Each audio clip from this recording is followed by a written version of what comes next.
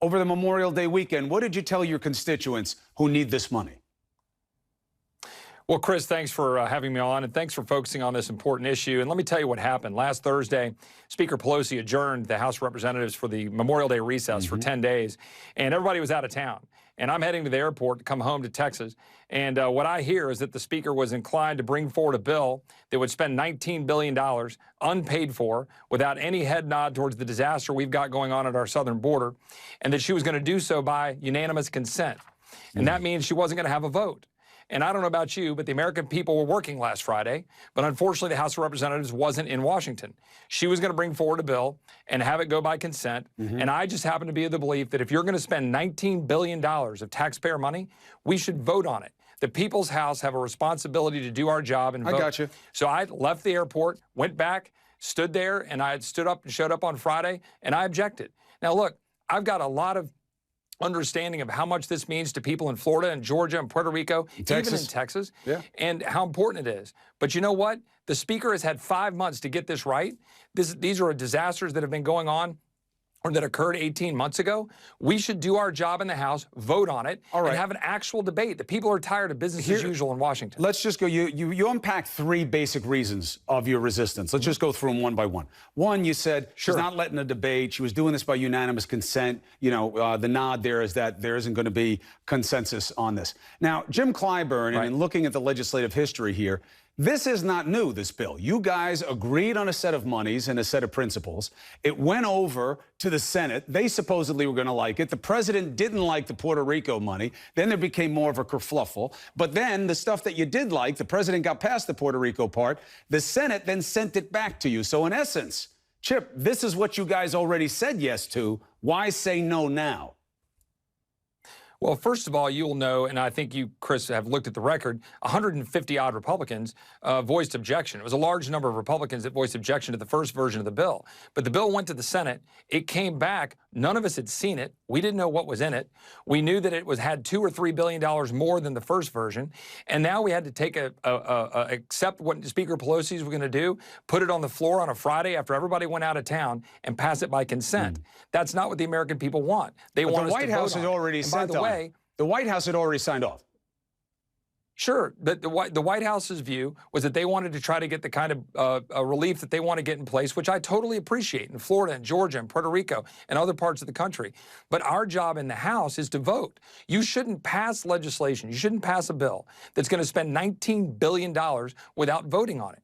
There are many things that we wanted to have a discussion about and debate, including, by the way, the fact that we've got a border supplemental that's been being ignored by the Speaker. All right, so that's and we point didn't have the ability to even talk about that in the process. That's point two. Now, I had Dick Durbin on here. Obviously, we all know who he is. He's counting the votes for the Democrats in the Senate.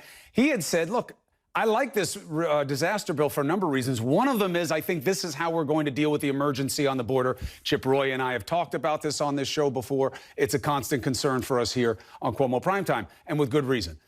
So then they took that away. They wanted a clean bill, as they call it. You stand up to that as a matter of principle. I'm good with that. Although, Chip, if you're going to make the stand, why not create more energy around getting help? It's not that just the Democrats don't want to do it. Clyburn makes a good case. He says, you guys can't agree on anything.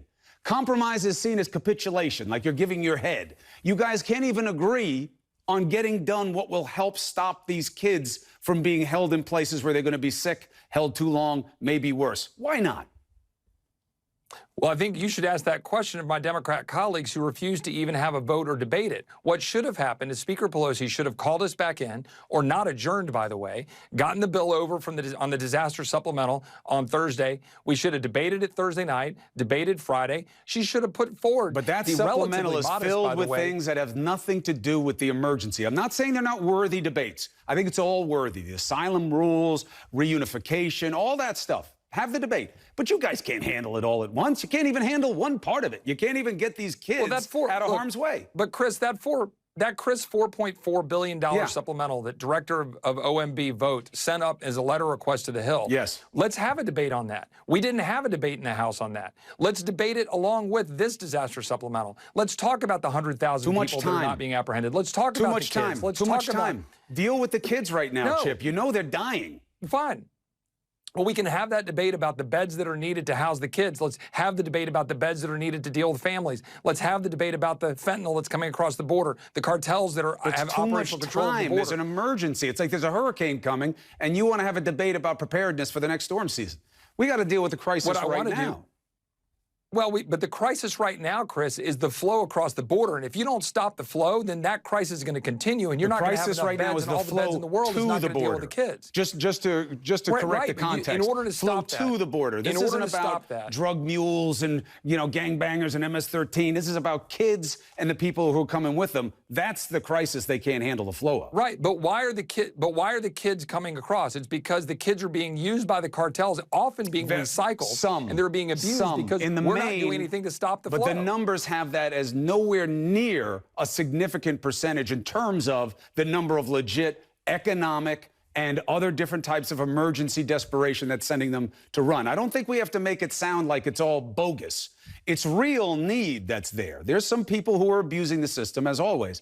But I don't think you should write it off as that, Chip.